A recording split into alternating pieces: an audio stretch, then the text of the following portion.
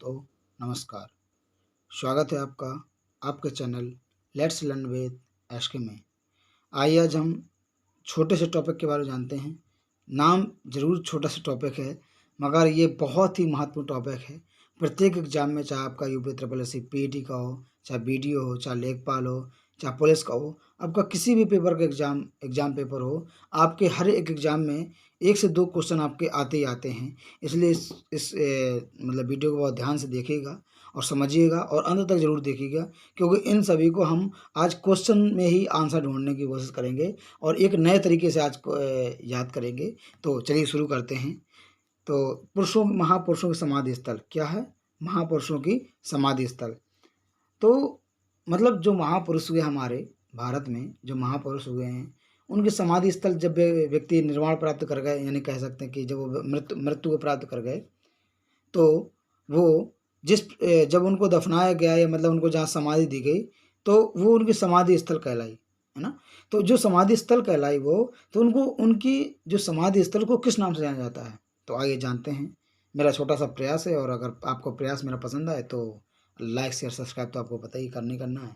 इसमें कोई राय ही नहीं है, क्योंकि उसी से आपका प्यार दिखता है हमें और आपको मोटिवेशन मिलता है। चलिए शुरू करते हैं और जानते हैं।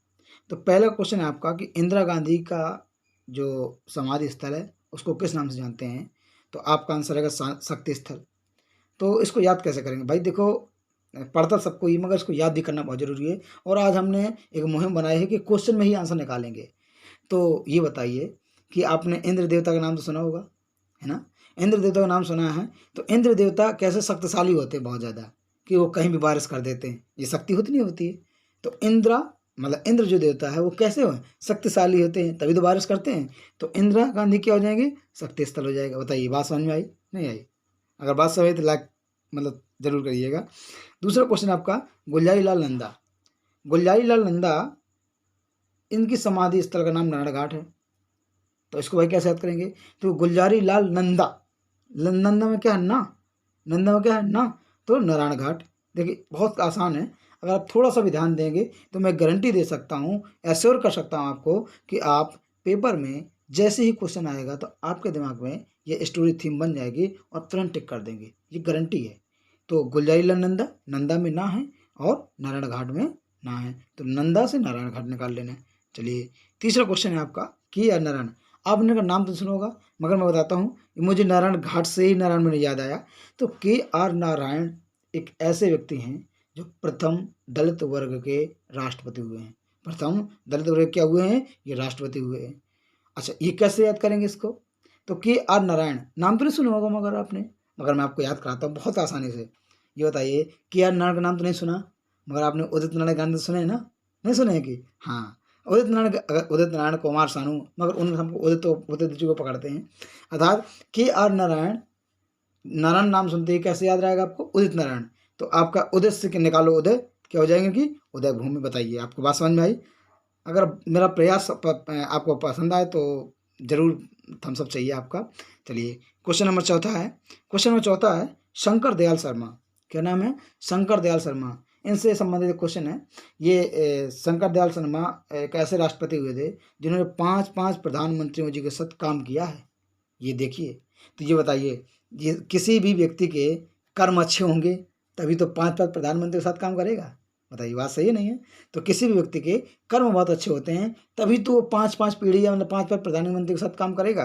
तो शंकर दयाल शर्मा के क्या हैं? कर्म बहुत अच्छे हैं, जो 5 लोगों के साथ काम करेंगे, 5 प्रधानमंत्री के साथ मिलकर काम करेंगे।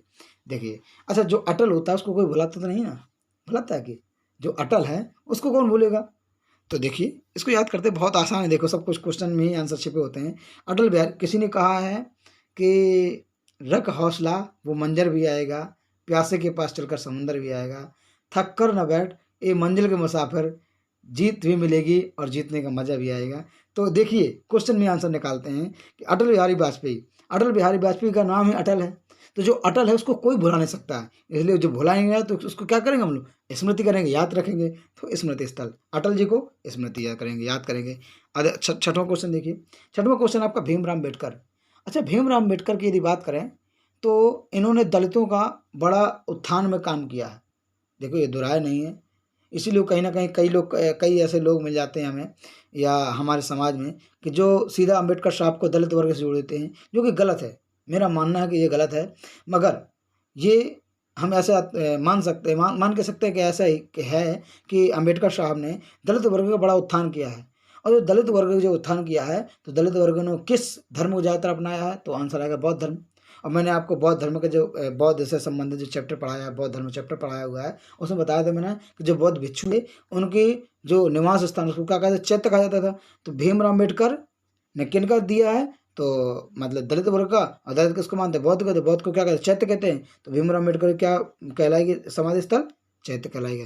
बताइए, बात समझ में ही नहीं आई। अगला देखिए, ज्ञानी जैल सिंह।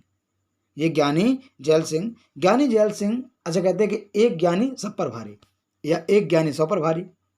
तो एक से एकता निकाल लीजिए, एक से एकता निकाल लीजिए। ज्ञानी, एक ज्ञानी सब पर भारी। चलिए अगला देखिए, आठवां है आपका राजीव गांधी। क्या नाम है, राजीव। तो ये बहुत ही आसान है, इसको देखिए, राजीव में क्या छिपा है, वी मतलब वाह, तो वाह से वीर भूमि कर लो। राजीव में क्या छिपा हुआ, तो वाह से वीर भूमि कर लो आप। चलिए अगला देखते हैं। और देखिए महात्मा गांधी, देखिए कितना सिंपल है। महात्मा गांधी, अच्छा ये बताइए, जब हमारे भारत में आंदोलन हुए और हमारा भारत एक आज़ादी की राह पकड़ रहा था, तो महात्मा गांधी का पूरे भारत पर राज था ना, था कि नहीं था। महात्मा गांधी का पूरे भारत पर राज था। तो राज से क्या था, राजघाट। महात्मा गांधी का पूरे भारत पर राज था, तो क्या हो जाएगा, राजघाट। अगला देखिए क्वेश्चन नंबर 10। क्वेश्चन नंबर 10 है जवाहरलाल नेहरू। इसको देखिए थोड़ा सा, इसमें थोड़ा समझाना पड़ेगा मुझे। जवाहरलाल नेहरू, अच्छा ये बताइए, जब भारत पाकिस्तान का युद्ध हुआ, जब भारत पाकिस्तान का 1965 में युद्ध होता है, तो भारत मतलब अब प्रधानमंत्री कौन थे उस समय, भाई जवाहरलाल नेहरू थे। तो शांति लाने के लिए वो यूएन तक पहुंच गए थे, और यूएन में जाकर शिकायत कर दी थी। यूएन मतलब यूनाइटेड नेशन यानी संयुक्त राष्ट्र संघ में जा करके शिकायत कर दी, और क्या ले आए, शांति ले आए।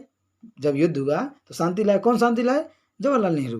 बताइए, बात समझ में आई। तो अगला देख लीजिए, क्वेश्चन नंबर 11 है लाल बहादुर शास्त्री। लाल बहादुर शास्त्री ये किसान, कहते हैं कि ये किसान पुत्र थे, किसान पुत्र कहलाते हैं, किसान प्रधानमंत्री कहलाते हैं। बहुत सारे उपनाम इनके।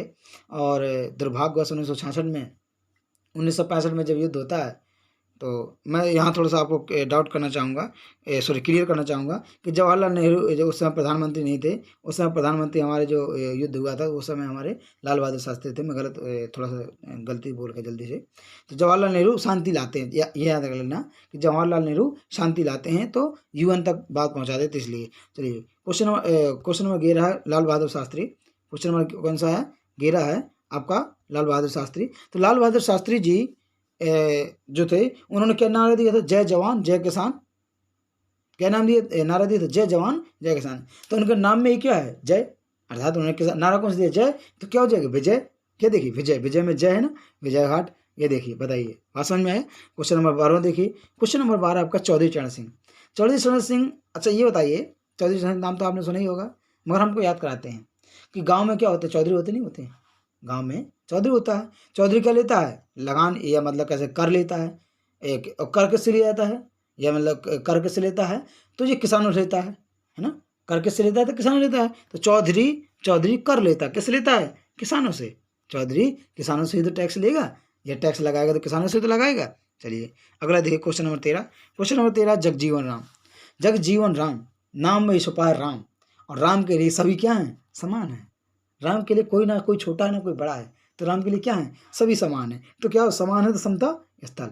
जगजीवन राम में जगजीवन राम में राम छिपा हुआ है, और राम के लिए सभी समान है। क्वेश्चन नंबर 14 बहुत ही महत्वपूर्ण है ये। क्वेश्चन नंबर 14 है मोरारजी देसाई। मैं ये गारंटी दे सकता हूँ आपको ये नहीं याद होगा, मगर मैं इसको याद कराता हूँ, आप कभी भूलेंगे नहीं, कभी नहीं भूलेंगे, है ना। तो मोरारजी देसाई एक ऐसे व्यक्ति थे, जब ये निडर व्यक्ति थे, ये कभी डरते नहीं थे। और जब डरते नहीं थे, तो इंदिरा गांधी को उन्होंने पता क्या कहा था, इन्होंने कहा था ये राजनीति में बच्ची है। क्या कहा था, ये राजनीति में भी बच्ची है। तो याद रखिएगा, जो व्यक्ति डरता नहीं है वही तो कहेगा कि ये राजनीति बच्ची बताए। जबकि इंदिरा गांधी एक तानाशाह के रूप में आगे चल के, एक तानाशाह ना कह दो, कि एक बहुत अच्छी शासिका के रूप में निकली थी। और जिस व्यक्ति ने ये कह दिया हो इंदिरा गांधी को, तुम तो अभी राजनीति में बच्ची हो, तो भाई डर तो नहीं उसके अंदर। और जो डरे ना उसे कहते हैं अभय कहते हैं, जो डरे ना उसे अभय कहते हैं। तो क्या हो जाएगी, अभय घाट। बताइए, समझ में आया। अगर समझ में आया हो तो अगर मेरा वीडियो पसंद आया हो तो आप लाइक शेयर सब्सक्राइब जरूर करें और अपने मित्रों को भेजें और इसी प्रकार से अपना प्यार बनाए रखें और देखते रहें लेट्स लर्न विद एसके।